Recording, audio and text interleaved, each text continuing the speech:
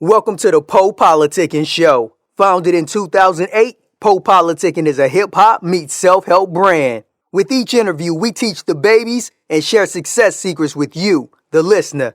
Past guests of the PoPolitickin show include Yo Gotti, Currency, MC Light, BG, Dead Prez, Rashida, Project Pat, and more. We also showcase the future upcoming stars of hip-hop. Subscribe on iTunes and get automatic updates of each podcast episode.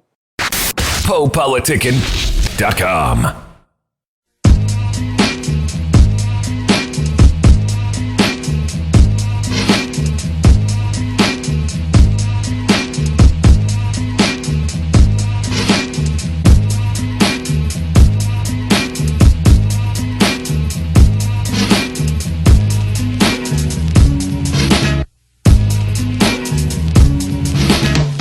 Was a mile away.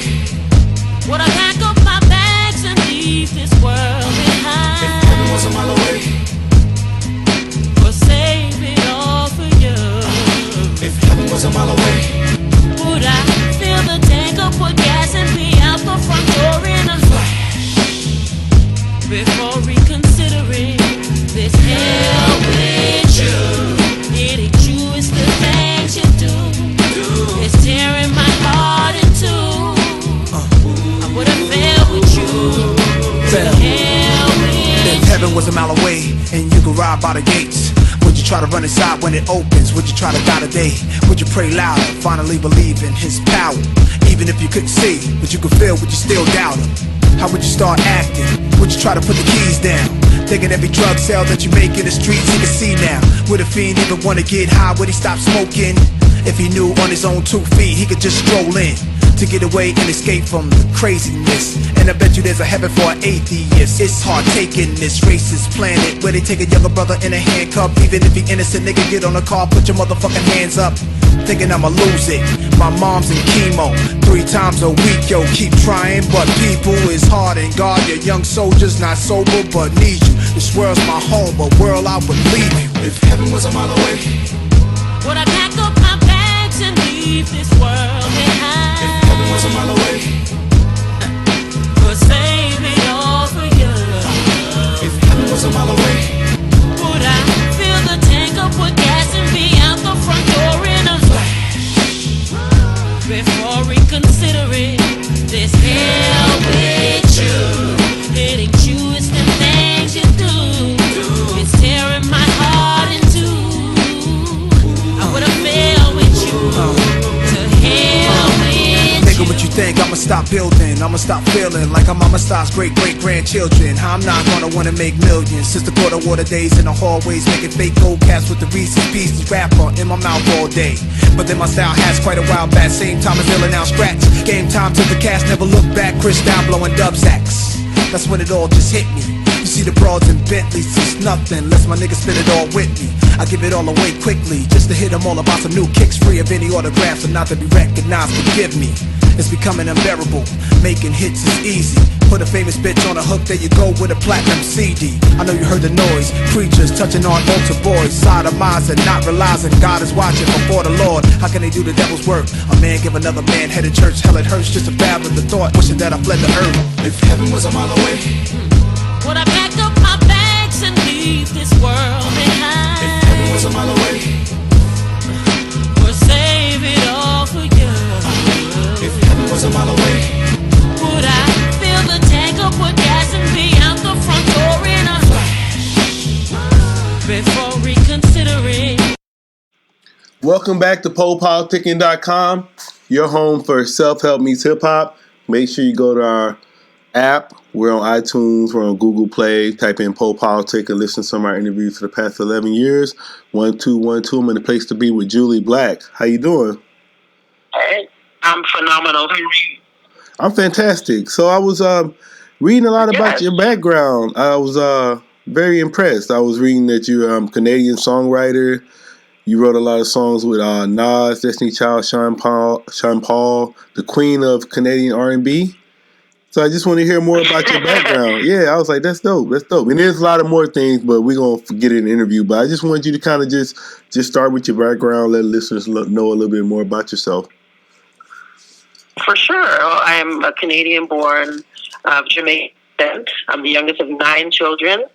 And music's always been my passion. I started singing at the age of 6 in the church. Of course, I love the church. That's where they breed them the best. And, it was important for me to follow my passion. And my mom especially was very, very supportive of me using my gift that God gave me, And so being in Canada, there wasn't very many outlets for R&B and soul music. And so hip-hop became my husband, so to speak. I recognized that at that time, I could say late 90s, early 2000s, there was a big influx of hip-hop with like an R&B hook, you know what I mean? Like Mary, You're All I Need with Method Man, type thing. And so I recognized at an early age that if I were to basically be able to become the voice of these songs in Canada in particular, artists like Kardinal Offishall, Saukrates, Choclair, back in the day, it was like, there was an opportunity for me to get on college radio in particular at that time, which then, for me, those people who are in college, the logic in my mind was they're going to become the program directors of the future. They're going to be the ones that are running radio, running television. And, it kind of worked in a sense because I was able to get on a top 40 radio station like KISS 92. The KISS brand pretty much coast to coast. Once you hear KISS, it's pretty much commercial. Yeah. And I was able to get on, and from that, hit top 10 with my first single, Rallying, and be able to open for Destiny's Child. In fact, I opened for Destiny's Child about 7 years before I even wrote for them, without even knowing it was going to come full circle, to be able to open for Usher at the time. And, it was a Jay-Z and 50 Cent was on this tour back then. And so it was cool because they were all coming through Canada. And because my voice was on so many different singles that were hip hop songs, so I got the attention of the right people. And so, alongside going to college for law enforcement and criminology at the same time, that was also my passion, still is. I think it's important that we know our rights and responsibilities. And being raised in kind of an at-risk area, what would be considered at-risk in Toronto, Jane and Finch, a lot of my friends were getting in trouble. And so I really wanted to understand, our rights and responsibilities, all while still making and loving music. It was kind of like an escape. And so the two ran parallel, and it really came in handy because as I was presented with recording contracts or publishing deals, it was like, I understood the jargon of the contracts. Even if I didn't necessarily know exactly, I could easily research or be in a room with legal, experts and understand what they were saying, So, so fast forward, I continued to make music, work with various singers and songwriters and producers, and here we are on today. And there's so much. I've been working with one producer in particular for the past 12 years, young Pete Alexander, out of Atlanta, and a producer and business partner and musical director. And we just decided to really commit to this movement, commit to this journey. And I think that music is kind of in a place right now where it's important that we're saying something. As much as we still need that cotton candy. To me, you still need a little bit of junk food, just to balance it out. But what we represent is true, storytelling. And even if it is over a reggae beat, like you're going to hear some sort of story that you're going to resonate with. I was going to say, what song did you write for Destiny's Child? It was on the Fighting Temptation soundtrack. It was called I Know. Okay. And yeah. And then I know you was on that song with Nas, Heaven. I really like that song. Was that you singing in the background? Thank you. That's me. Yeah. I really like that song. I was like, once I had to like kind of do some digging to figure that out. But once I figured that out, I was like, dope. So I was really excited because I really, that song was dope. Yeah, that was dope. And then there was another song I saw y'all had together too, called like Material Things. Yeah, Material Things. We do have two songs, and that was pretty cool because it wasn't about the money. Like, you really heard my voice and heard the song, because that song, Heaven, I had a full-length version of it called The Things You Do. And so when he had heard it, he asked, could he take my verse and turn it into his hook? And so basically, that's the exact same recording. I didn't even have to re-record it. He just it's the exact recording. And rather than be like, okay, well, it's going to cost you $50,000 for me to be on your track, he just was like, he said his exact words were like, we have the same value. Let's swap artist to artist. And it was pretty big because for him to do that for an unknown, it was really cool. Yeah, he on now. He's like really into business, turned into an entrepreneur. Well, not turned into an entrepreneur. He's a big time investor and entrepreneur now. See, I'll say, yeah. And then I was you was mentioning it. You was talking about it. But I would say, so what do you love about music? Like, what brought you to doing this as a career? 'Cause I saw you started like in 1995. Yeah, we go way back. I started really young. When you're given a gift, whether it's music, sports, math, whatever, that thing that makes you feel good and realize that others also feel good when you do it, that's the draw for me. And it's been since I was a kid where you knew, whereas, in church, for example, would sing and people would praise and worship, raise their hands, cry, rejoice. And it's like, wow, okay, there's something happening here, in the vibe.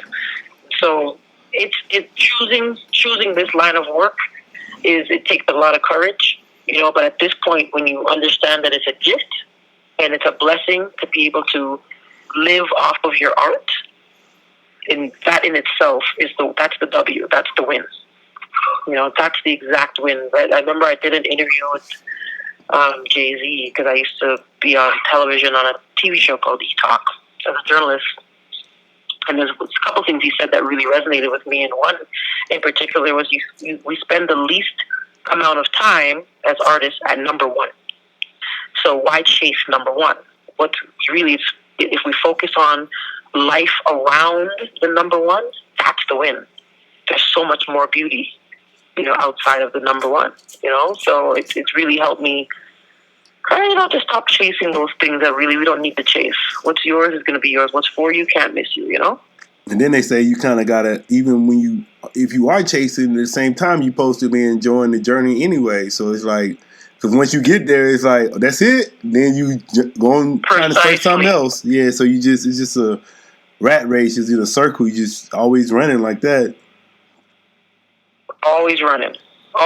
When do you stop to smell the roses, to look around? And appreciate be life. Present, to feel the ground under your feet. Appreciate life, and appreciate each other while we're here. Obviously we see what happened with Nipsey, God rest his soul, John Singleton, and we realize there's so much history, and they made such history at a young age. They secured their legacy, but at the same time, it's like, could we celebrate each other while we're here? Can I ship you some flowers while you're here? And then, so I guess what you were saying earlier in the interview, kind of how you was basically in Canada doing the same thing Mariah Carey was doing, because Mariah Carey, she was getting on a lot of hip hop songs back in the day, and that's kind of what helped her career. So I was going to ask you, just as far as what is hip hop to you? Like, what is hip hop? Because you kind of got a different perspective on it, since like I said, you kind of did the same thing Mariah Carey did. Right. Hip hop to me is like, if I were to compare it to the neck and the head, like R&B is the neck and hip hop is the head. We kind of got to work together. And I think that at some point recently, R&B kind of lost the anchor of hip hop to kind of continue to ground it in a certain kind of way. Because whereas the genre of R&B and soul has been around longer than hip hop became the new pop. It crossed over so much that there was an opportunity for it to really protect R&B, and I think that it didn't. So now I'm hoping that we could come together again and really show the entire universe that no different than country and rock and pop and those other genres, that they're not trendy. When those genres are here to stay. There's just not a trend. When country music, it doesn't change in the sense of where it's out of style. Like, I find that with urban music, it tends to be so trendy, and now it's trap, or now it's mumble rap, or now it's conscious rap, or now it's like, why, I get the evolution of it, but I think that sometimes we could throw the baby out with the bathwater if we're not careful, So I think that hip hop has a really great opportunity to really just be that anchor of the genre of urban. And then I was saying, I know one thing with like, far as hip hop now, you got like, even when I interview a lot of people, they're doing both of them. So it's like you don't even know what they're doing, but it's like sometimes like I still like the old school R&B. Like when I want to listen, like to me, I still like that soulful like singing, you know, like Luther, Anita Baker. So I still want that. Anita Baker. Yeah, I don't want. Yeah, the blending is good sometimes, but sometimes you just want to listen to some singing. You know. Agreed. Yeah. Just close your eyes and just get lost in it. So I was going to ask you who, I was reading in the interview we did before, you were saying Tina Turner, but did you have any more influences? Oh, for sure. Etta James, definitely. But my main vocal influence is Whitney Houston. You know, that's the first voice I heard come through the radio when I was probably in grade 1 or so. And I remember my first song I ever did in elementary school was Saving All My Love for You. I didn't know what the song was talking about, but hey, I sang it anyway. And so I would definitely put her in there for sure as far as influences. And short of that, we didn't have the R&B and soul music that I had the opportunity to hear. I heard it when I was in America visiting my family. We didn't have it on radio. We didn't have black radio. We didn't have any sort of pirate college radio for us to hear soul music. No, we had to go tape it off, you know, bring back videos from, you know, Video Music Box or BET, or at the time, we didn't even have black artists on video programming in Canada. We had nothing. So I really am so grateful that my talent was deposited in me and really, you know, it kind of found me on its own. It's not like I was immersed into some you know, a community where that's what I was hearing all the time, even on radio or television. Like I didn't hear it. I was raised more with rock and pop and country, you know, Bruce Springsteen and Tom Cochran and the artists that most, you know, don't listen to. Those urban or soul singers wouldn't even think to say their influence. John Bon Jovi was an influence growing up, you know? Yeah, I was actually, you kind of was going to one of the next questions. I was going to ask you, like, far as what are the difference between being in the United States and living in Canada that you noticed? You know what? Yeah, what I think the palette of, you're just talking about generally as an artist? Just general. Yeah, I think in general, our lenses are a bit different because we're raised with very, very multicultural. So my pool of friends have always been very diverse.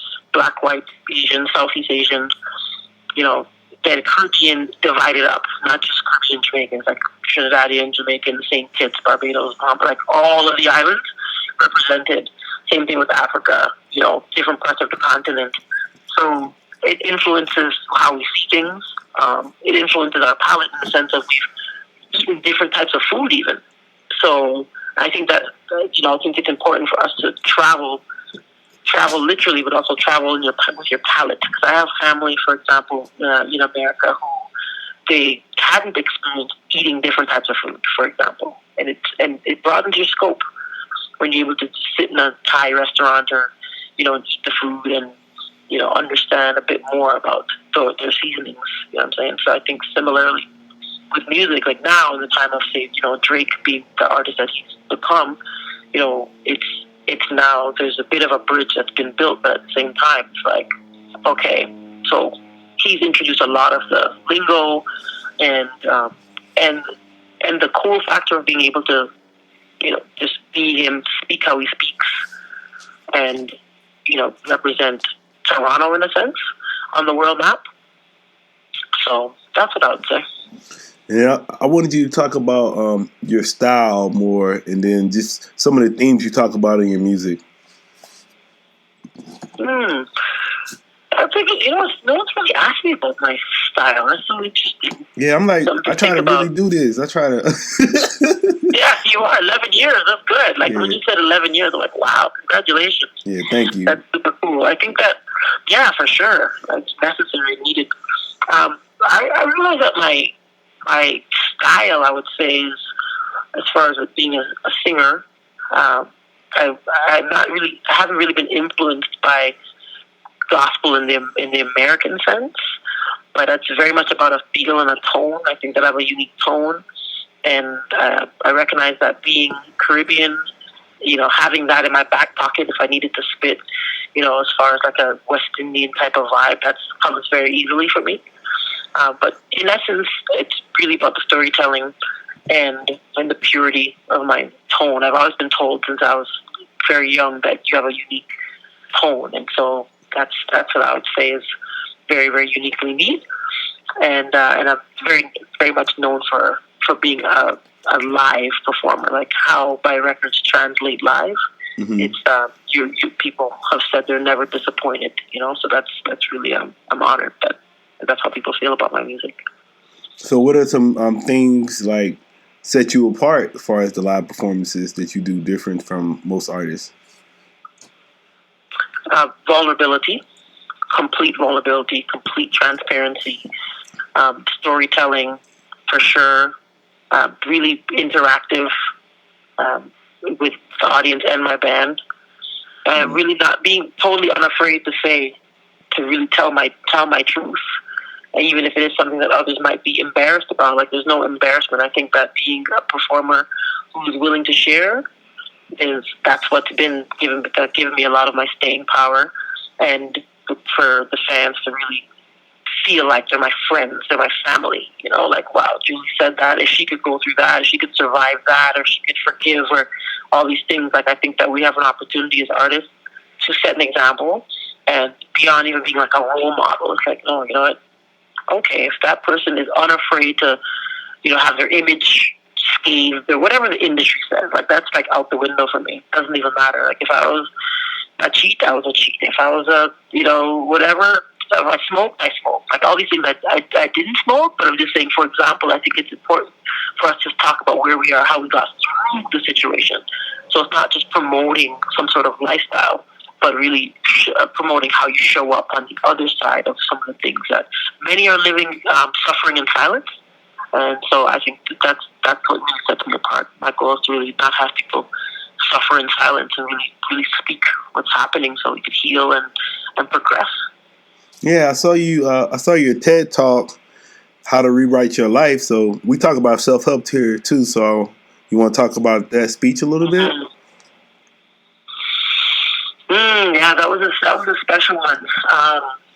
Revealed everything that happens to you in life. For me, I believe that it doesn't happen to you, but it really reveals who you are and who you can be. Because oftentimes people are really afraid to be exposed or to reveal, what they're actually made of. Even if it is, like, I know people that were afraid to reveal how smart they were. They didn't want to look like a nerd or not be cool. You know what I mean? It's just like, man, could you imagine if you really could unlock the greatness and inspire others? And so I've been through a lot, for sure. Others have too. But I'm just, again, unafraid. And so my mom passing away was really recently it came to me that her last breath became my first breath. I really feel that's really what's been giving me the fuel to really, just again, to go back to being faithful, trading in my fear for faith and building a solid relationship with God, and really promoting that aspect of things where it's not, just simply about oversimplifying religion, like this black and white side of things. Like, love is a powerful tool, and so that being able to be on the TED stage and use my life story in a sense in that 14 minutes to share what we all can do, to let go and to be, to dare, some of the things that we just, to volunteer to be vulnerable, it's really special. And then I saw you have a fitness movement you're doing.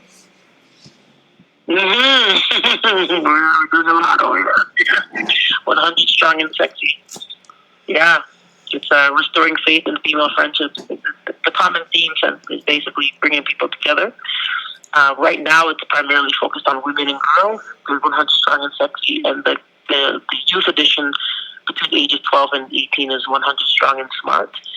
And so it's just important. That was also birthed as a part of the healing of the grief, losing my mom. And it's really recognizing that positive motion does equal positive emotion. Is most people just won't get moving long enough to get the natural medicinal effects of exercise. And so every 100 days with a 2-week buffer, the movement happens. It's still on right now. You can join at 100strongandsexy.com. And right now we started off with 55 women, and 47 women completed it. Then it grew to 187 women. 160 women completed it. Now we're 289 women, and it'll go from April 1st to July 10th. And it'll go on. It'll loop around forever. Whether there's 200 people or there's 2 people, this is something that's going to continue for as long as I have breath.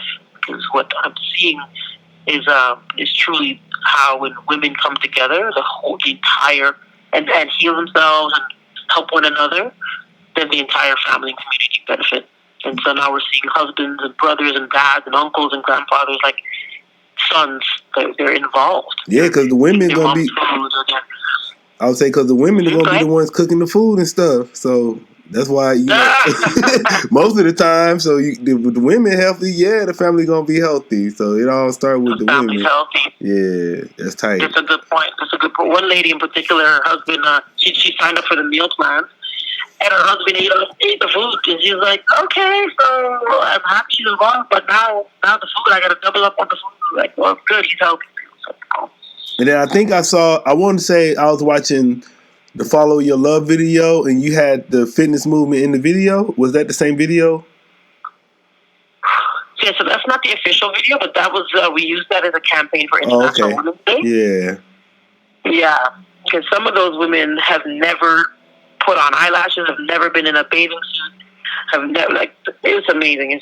Many have, come off of antidepressants or thyroid medicine, high blood pressure pills are off, insulin off, unreal stuff. A lot of restoration of relationships. One woman, older woman, her and her daughter were estranged for 16 years. She picked up the phone, and, now her and her daughter are doing it together this cycle. They haven't spoken a drop for 16 years.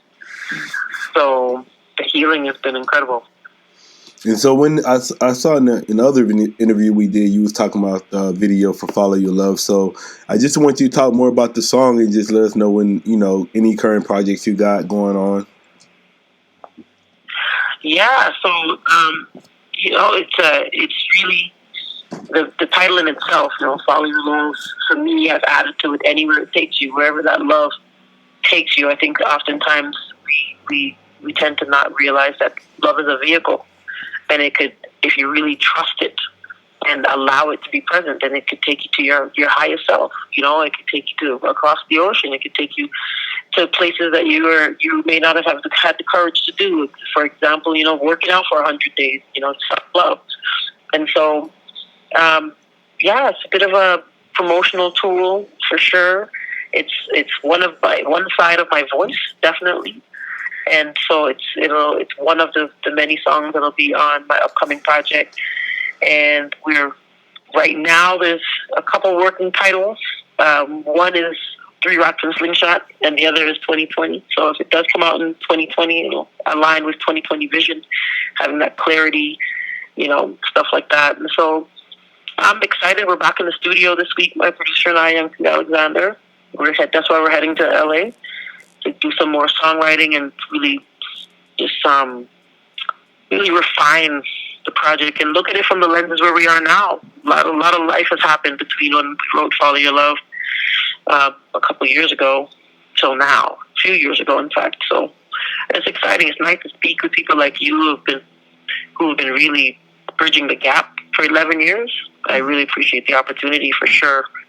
And so I'm looking forward to really being the bridge, just a big old bridge worldwide where everybody, big enough for everyone to cross. Like if you have a fear and you need to get across the bridge to get to your face, then let me hold your hand and take you there. And music is a perfect vehicle. Well, speaking of bridge, what advice would you give to new artists? It's a very good question.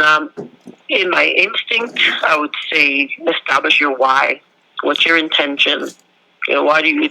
So many of us have been born with voices, with the opportunities in front of us. But if we don't understand, or even ask ourselves, like, why do I really want to sing? Why do I really want to rap? And it could be superficial, it could be, but whatever that reason is, I think it's important. I think it's also, we really need to understand. They really need to understand, like, what they're getting themselves into. This is called the music business. And so I started at a young age and was able to really look at both the music and the business. And so I'd say definitely try your best to, if you don't have a business mentor, then during the day of the internet, listen to podcasts, read interviews, watch interviews, read articles, read books on the business that you're getting into, so that you could go into it with a little bit of an advantage at least, or at least some sort of knowledge base where you could ask the right questions, not just put out there like that on your own. All right. And there's other things that's obvious. Hone your craft, practice. If you don't play an instrument, you may want to pick one up. For me, I started playing piano as a kid, and I didn't stick with it, and but I always sang. I didn't. So I now appreciate that my voice is my instrument. I think many singers at times, if you don't play an instrument, you may not feel adequate. So just to know that your adequacy does lie in your vocal abilities as well. What would you like to say to your fans and supporters? Simply, I am grateful. I extend extreme gratitude to everyone, new, old. Maybe someone, this is your first time hearing my voice, hearing my story. I appreciate you for listening, for giving up your time, your heart, your money. There are those who are still spending 99 cents or streaming.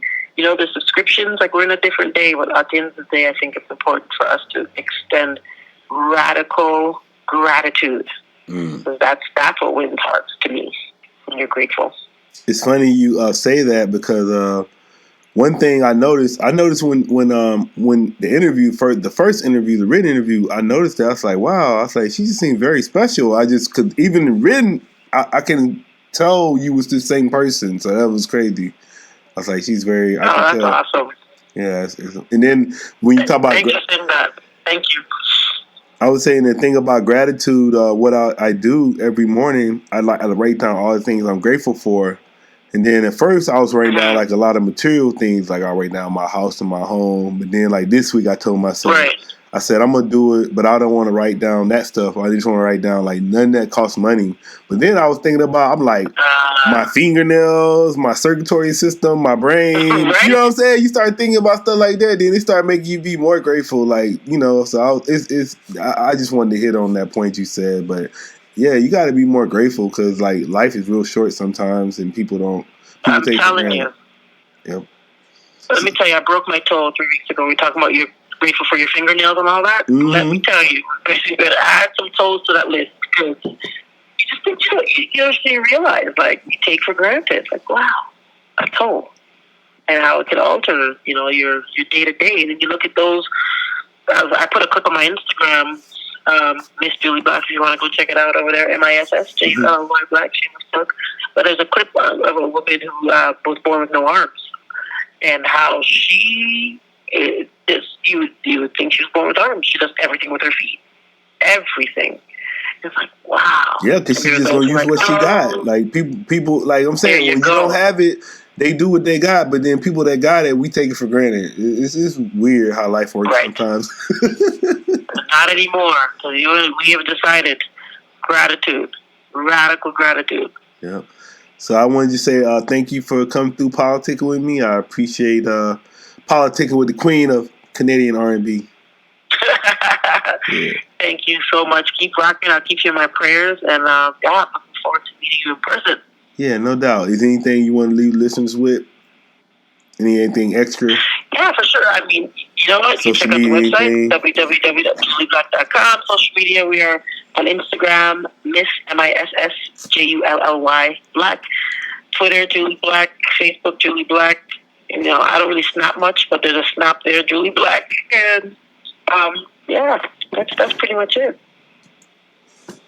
Hey, what's up? It's your girl, Miss Jully Black. And you know what it is? You're kicking it with PoPolitickin right here. So keep it locked. Peace.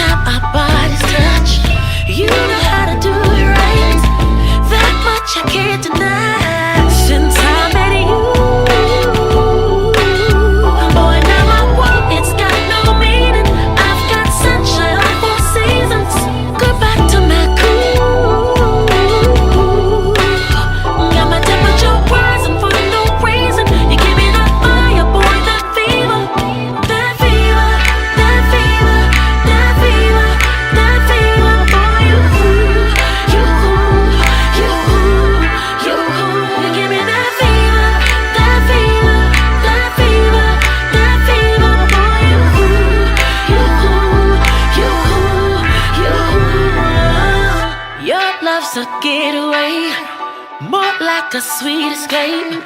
Feels like it's all a dream, but you're my reality.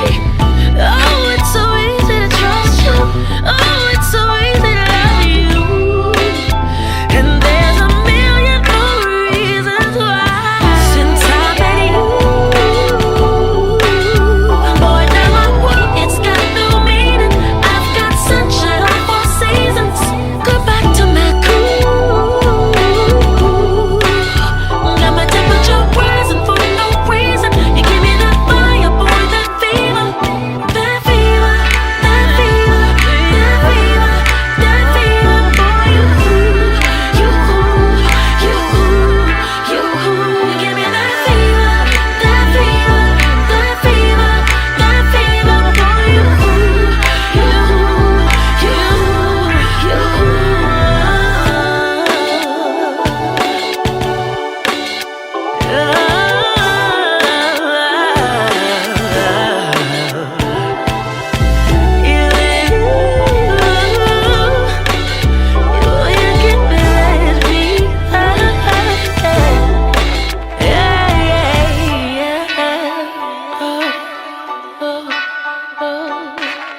Since I met you, boy, now my world, it's got no meaning. I've got sunshine on 4 seasons. Go back to my cool. Got my temperature rising for no reason. You give me that fire, boy, that fever. That fever, that fever, that fever, that fever, boy, you give me that fever, that fever, that fever, that fever, boy,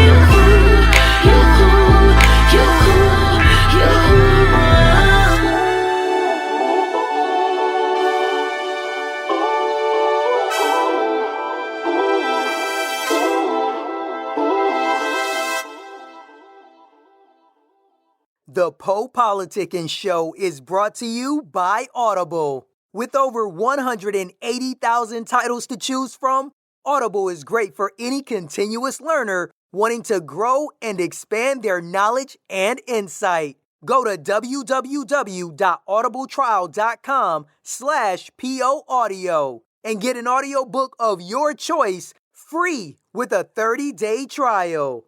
After the trial, your paid membership will begin at $14.95 per month. With your membership, you will receive 1 credit every month, good for an audiobook on Audible. Cancel before your trial ends and you will not be charged. So go to www.audibletrial.com/POAudio and download a free book by Tony Robbins, Grant Cardone, Napoleon Hill, Les Brown, Damon John, and more. Always remember that knowledge is power.